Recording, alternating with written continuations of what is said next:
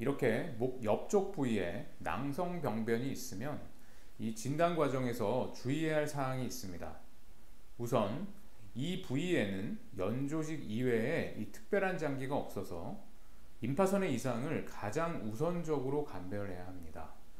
그 중에서도 이 초음파 소견상 물이 찬 혹, 즉 낭종이 의심되어 이 림프관종이라고 하는 양성 임파선 종양을 첫 번째로 고려합니다. 하지만 이 간혹 임파선 전이암도 이렇게 낭성 임파선으로 관찰이 됩니다. 목에서 낭성 임파선 전이를 보이는 대표적인 암은 편도암, 비인두암, 갑상선 암이므로 우선 이러한 부위가 괜찮은지 확인을 확실하게 해야 합니다.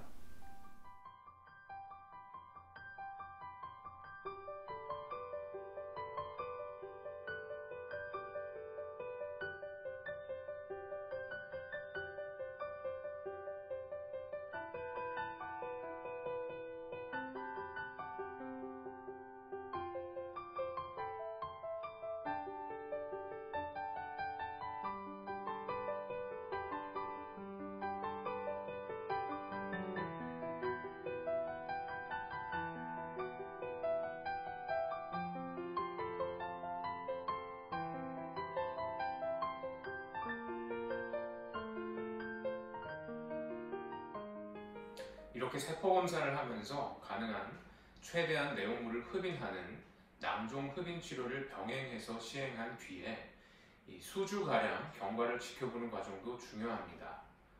얼마나 빠르게 다시 증상이 생기는지에 따라 이 치료 여부와 이 시기에 대해 보다 세밀한 계획을 잡게 됩니다.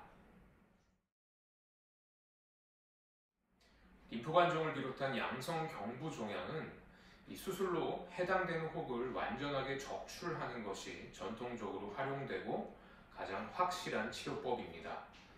하지만 이러한 크기와 위치의 림프관종은 수술적 제거를 하기 위해서는 전신 마취가 필요하고 불가피하게 목에 큰 피부 절개를 해야 하는 단점이 있습니다.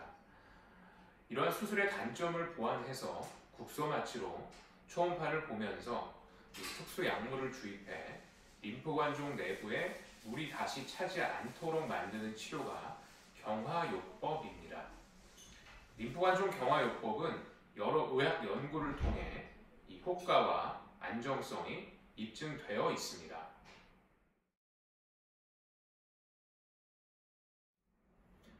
림프관종은 단순하게 물풍선처럼 생긴 타입도 있지만 이 벌집처럼 혹 내부에 이 경막이 많은 타입도 있습니다.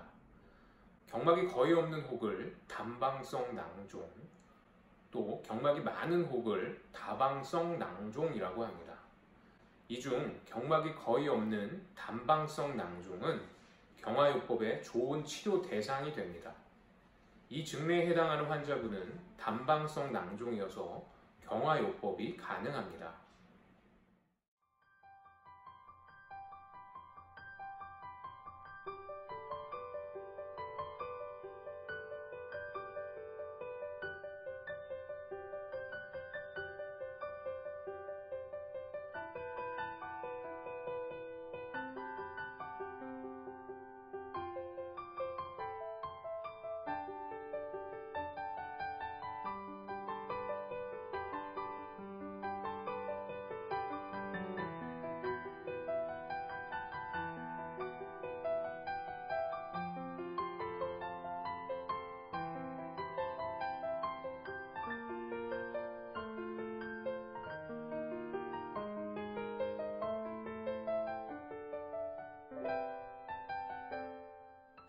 경화요법에 사용하는 약재는 다양합니다.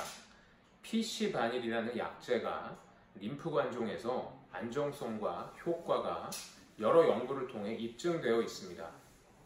이 약물로 치료한 경우는 이 치료 후에 수시간이 경과하면서부터 한 1, 2주 정도는 해당 병변이 심하게 붓고 통증이 생깁니다. 이렇게 치료 후 통증이 수일 지속되는 것은 이 약물로 시행하는 경화요법의 유일한 단점으로 볼 수 있습니다. 정상 성인의 경우 대부분은 전신 증상이 없이 이 기간을 잘 보내지만 환자분에 따라서 고열이나 몸살 이러한 증상이 동반돼서 별도로 약물 치료 또 전신적인 치료가 필요하기도 합니다.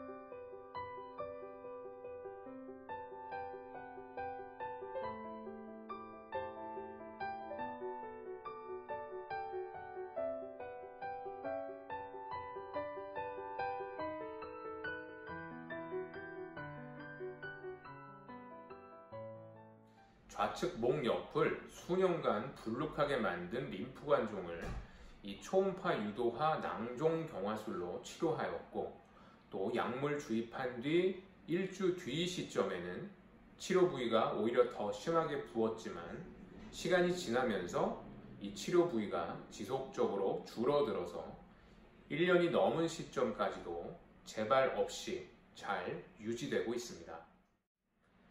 국소마취로 피부 절개 없이 시행하는 경화요법은 림프관종으로 유발된 증상을 호전시키는 좋은 치료법이지만, 진단을 꼼꼼하게 해서 꼭 필요한 환자, 또 효과가 있을 환자분을 잘 선택해서 적용하면 이 만족할 만한 치료 결과를 얻을 수 있습니다.